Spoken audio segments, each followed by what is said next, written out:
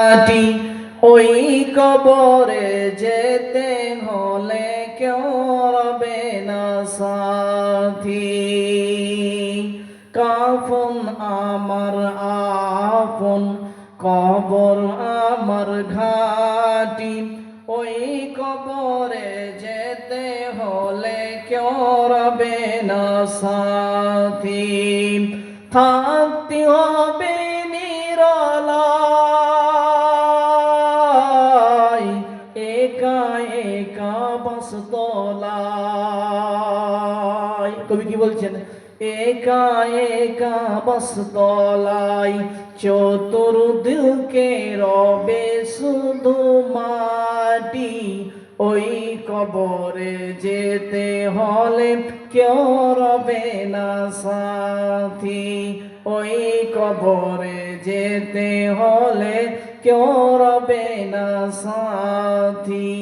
কবি কি বলছে? কেউ সাথী হবে না। ওই কবরে যেতে হলে কেউ রবে না সাথী। মুনকির নাকির আসিবে,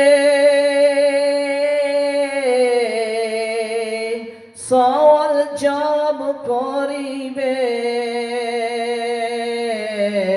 না পারিলে সওয়ালের জবাব, শুধু হবে কবরের আযাব। ওই কবরে যেতে হলে কেউ রবে না সাথী।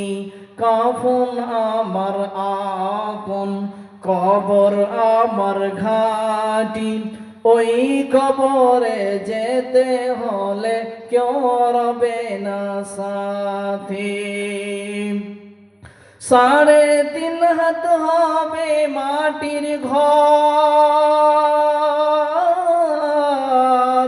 3.5 হাত হবে মাটি ঘর, কারি হবে জাহান্নাম, কারি হবে জান্নাত।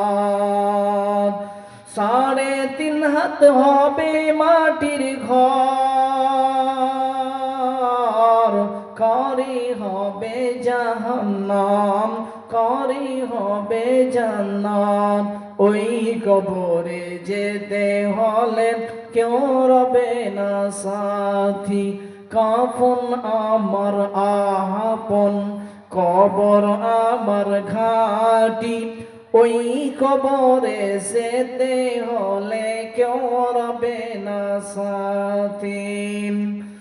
জানি না সেদিন কেমনই দিন কাটে, জানি না হাসর ময়দানে কেমনই দিন কাটে, একটু পূর্ব রহম করো খাটি, ওই কবরে যেতে হলে কেউ রবে না সাথী।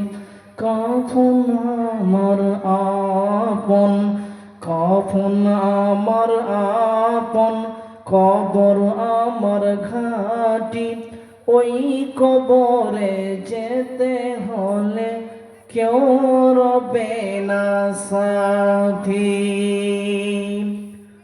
আল্লাহ রাব্বুল আলামিন অনেক কিছু বলা ছিল, হাদিস বললাম করাম ভালো, ভুল হলে জানিয়ে দেবেন। এখানে আমার বক্তব্য শেষ করছি। আসসালামু আলাইকুম ওয়া রাহমাতুল্লাহি ওয়া বারাকাতুহু।